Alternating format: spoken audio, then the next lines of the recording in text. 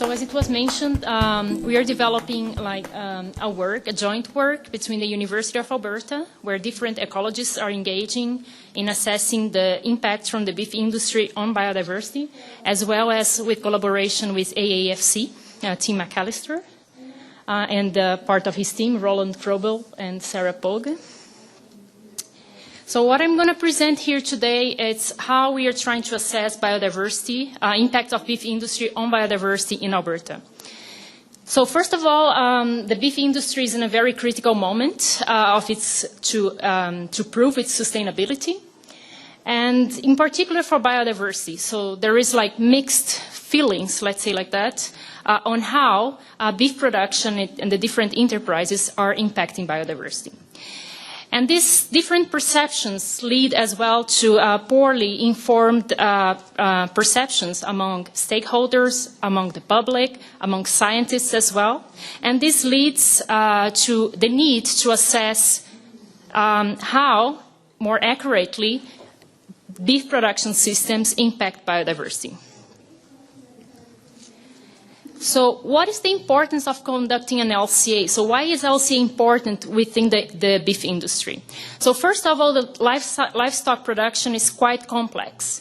So you have different enterprises, you may have different feed, different efficiency of this feed, and this is all in response to different market demands.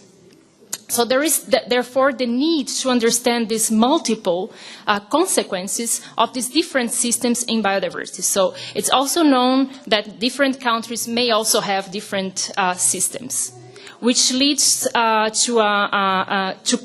us to question if one LCA methodology would be suitable for a global level. So what is life cycle assessment? I mean, Fawn has mentioned it a little bit on her presentation. So what is it and how is it valuable to assess these impacts?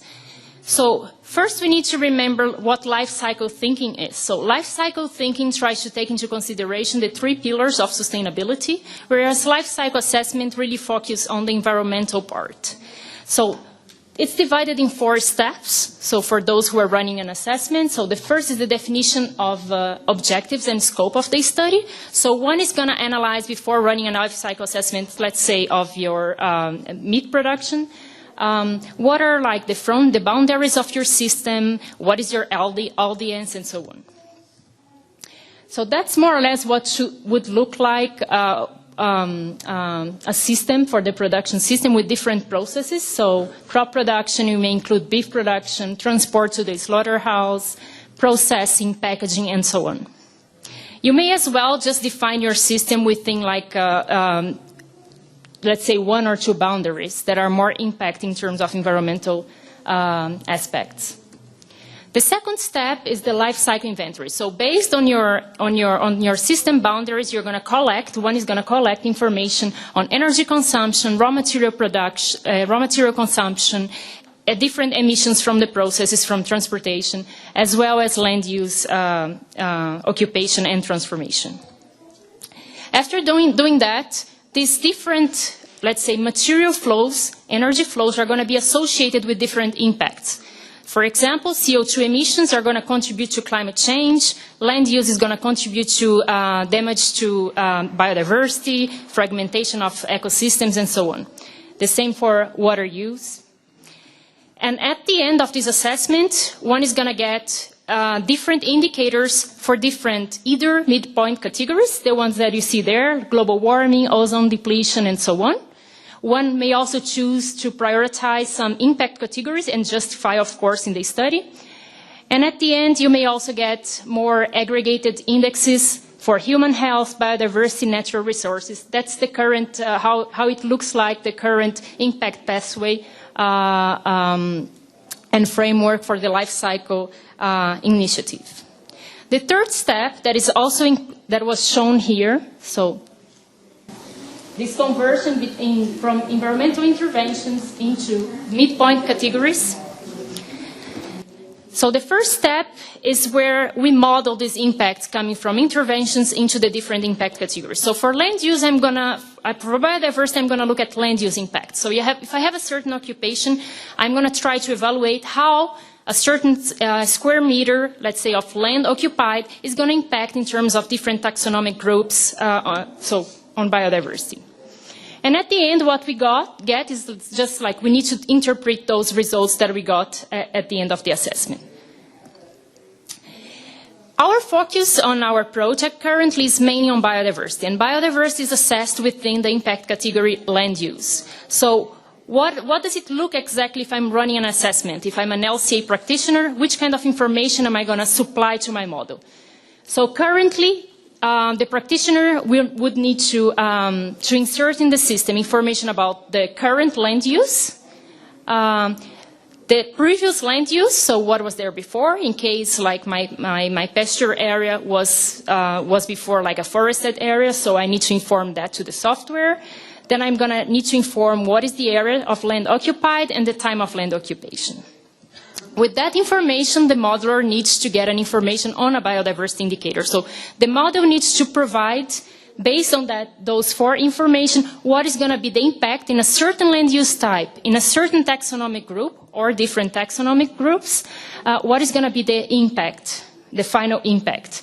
And this is done by means of a characterization factors and having in mind baseline scenarios, so which means we have like a reference land use cover or land use type that we use for comparison and producing these characterization factors. And at the end, you get this biodiversity indicator that we mentioned. So there is ongoing work at the Life Cycle Initiative because biodiversity assessment is quite new, not only for LC, I mean also to apply to other areas. That's why currently when you see life cycle assessments, these assessments are mainly done in terms of carbon footprinting and so on, and biodiversity is still at its infancy, let's say. So the Life Cycle Initiative decided to prioritize this area and make some recommendations for current and future models. So it recommends that species richness is a good starting point because current models are using species richness because it's, there is a lot of data availability, so it's easy to model. But it recognizes as well that other indicators should be taken into account. So functional diversity and also some structure indicators. The spatial resolution unit currently used, you're going to see later on as well, it's ecoregions. So we get those characterization factors that I mentioned for biodiversity loss for each ecoregion and for each land use on those ecoregions.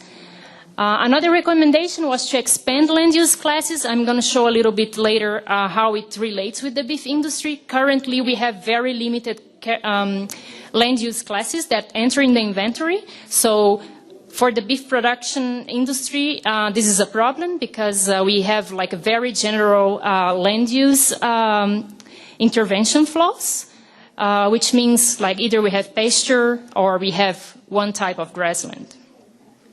And the fourth issue is to include different management types, which is not yet included in the assessment, which for the beef industry is also a problem because it does not allow to differentiate between different management regimes. So I'm presenting here the model that was recommended in January this year. So it includes 5 different taxonomic groups and 6 different land use cover types. And as you can see, it has pasture, arable crops, permanent crops, and does not allow differentiating either according to different feed options. So the conclusion that we got is that it's not suitable currently to assess local and regional impacts of beef production on biodiversity and does not allow to distinguish, as I mentioned, different feed options. It is a problem, yes, because using these models that are currently available would mean that beef production occurring in Brazil, occurring in Canada, and occurring in Australia could get one different number for each of these countries, but you could not differentiate the different production systems within a country and within a region. So, and that's why this project exists, the ALMA project. So the main aim of this project is to build like a consistent framework to assess impacts of beef production on biodiversity based on local and regional data. And for that, we are using data from ABMI. So ABMI has done an extensive work in collecting data on plants, soil mites, birds, mammals, and so on. So we are using this data together with the range health assessment scores to assess the baseline scenario that we need to use for biodiversity, as well the current state of biodiversity. Second, on top of that, because we need to produce characterization factors for different land use types, we are also using spatial land cover and environmental data from either from ABMI, also from the government of Alberta and Canada. So we are looking at all these databases. Further, if we are looking at the beef production systems, we also need to have data on grazing regimes. So in that case, an extensive survey is also being carried out by ABMI and Alberta Innovates, where we get information directly from producers on historical and current grazing regimes, and also other information that might be that is needed for our assessment, such as stocking density rates and so on. After that, the aim is to run some statistical analysis and data interpretation, and later on to introduce all this information into a framework on LCA. So what are the other components of this holistic assessment? So we are not only focusing on LCA, but there are also other, let's say, ramifications of our work. So we have Craig De Maia from the government of Alberta, based in Lethbridge, and he's examining this relationship between grazing and biodiversity within Alberta. Tan Bao from the University of Alberta, he's looking at multi-taxa relationships and impacted by different grazing regimes. And Sarah Pogge, who is working with Tim McAllister, she's looking more into the ecosystem services, not specifically into to produce that to the LCA framework, but she's looking at what she called a virtual farm system approach, and she's trying to identify ecosystem services within that. So that's how the Canadian beef production system virtual farm looks for us. So the team from Lethbridge has defined 3 fronts where they are going to try to assess the ecosystem services, the impacts on ecosystem services, and we may also utilize these same enterprises and systems for the assessment of biodiversity. So that's what we consider to be an average farm system in Alberta. So regarding the LCA framework on biodiversity, we divided the project in 4 phases. So the first phase is more at a global level. And why that, if we're working in Alberta? So LCA, as you may know, it's globally applicable. So we need to produce characterization factors. So it's a recommendation from the UNEP. We need to produce characterization factors for the whole globe, for Canada as a whole, as well as at the regional level. Which means if we produce just regional characterization factors and the part of the production happens somewhere else in the world, we are not going to be able to assess those impacts. So these are more general characterization factors. They most probably are not going to reflect the local and regional impact on biodiversity. It's going to be more an average factor. And this factor is the one that this index is the one that I'm going to talk later on. It's based on species vulnerability, so based on species endemisms and IUCN threatened status category, ecosystem scarcity and vulnerability. I'm going to explain more about this later. In phase 2, which should start in the middle of October, so we are assessing species status in Alberta. So we will be focusing here in ABMI data, Government of Alberta, so GVI and so on. And we are going to try to produce regional characterization factors for biodiversity based on land use types and based on biodiversity data at the regional level. At the third phase, we are going to then connect the we are going to connect the beef production data obtained through the surveys carried out by Alberta Innovate and ABMI, and bring that into the framework. So it's going to be a 3-layered process. And finally, we are also going to try to verify if we can also associate different impacts with local environmental conditions, if time allows. And fourth, we validate the work we have been done with the characterization factors by running uncertainty assessment analysis and variability as well. So how we are doing the first phase work. So first we are working with, as it was mentioned, the PANDA data, so WWF data.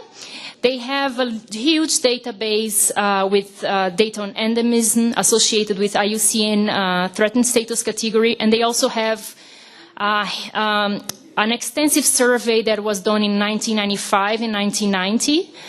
This is like for North America, it was 1999.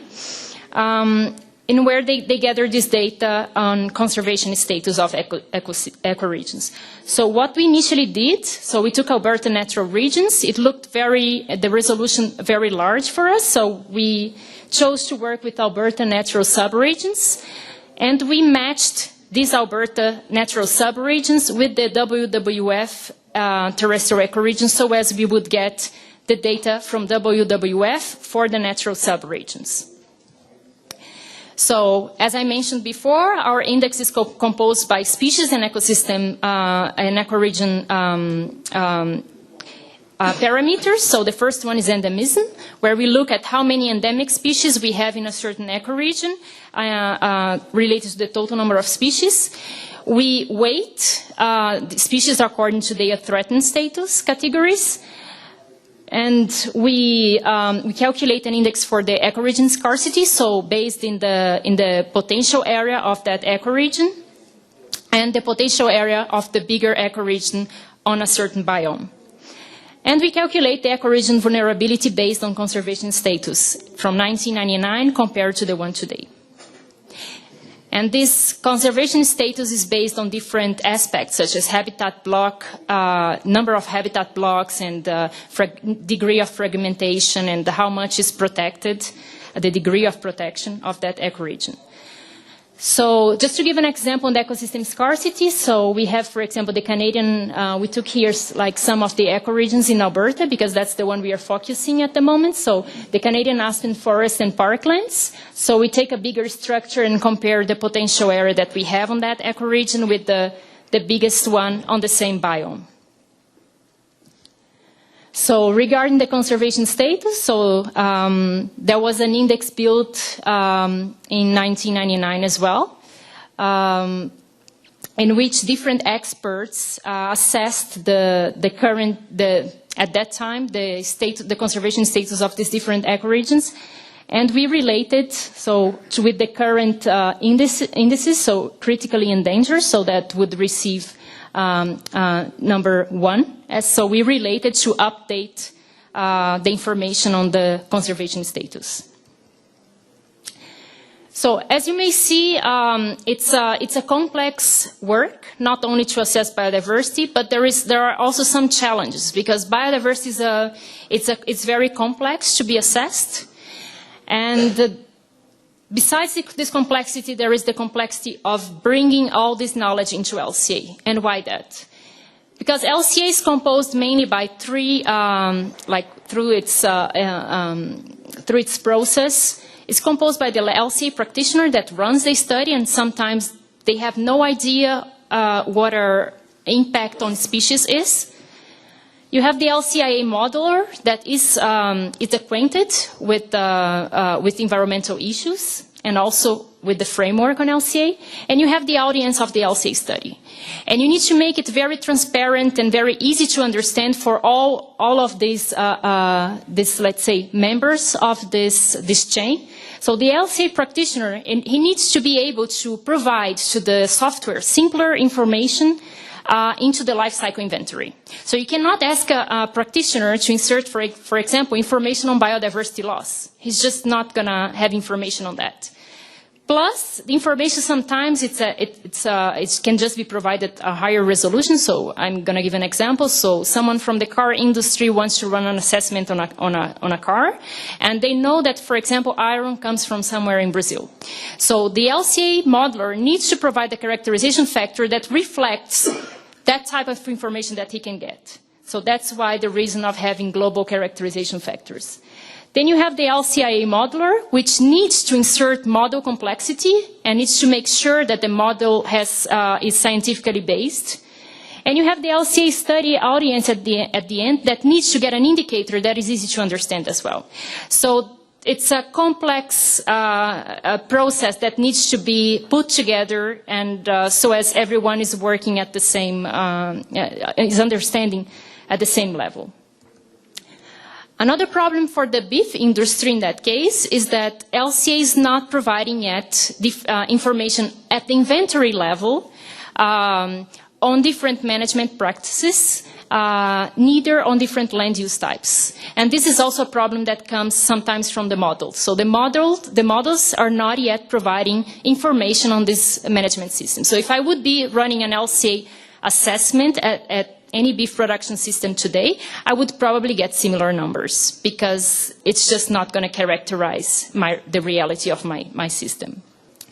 So this is also a recommendation from the Life Cycle Initiative and should be, in the future, be inserted in the process. And finally, the final challenge is that the LCA recommends usually globally applicable models, and our work here is to make sure that and to prove that we need to do more regional assessments for biodiversity, for ecosystem services, and so on. Thank you so much.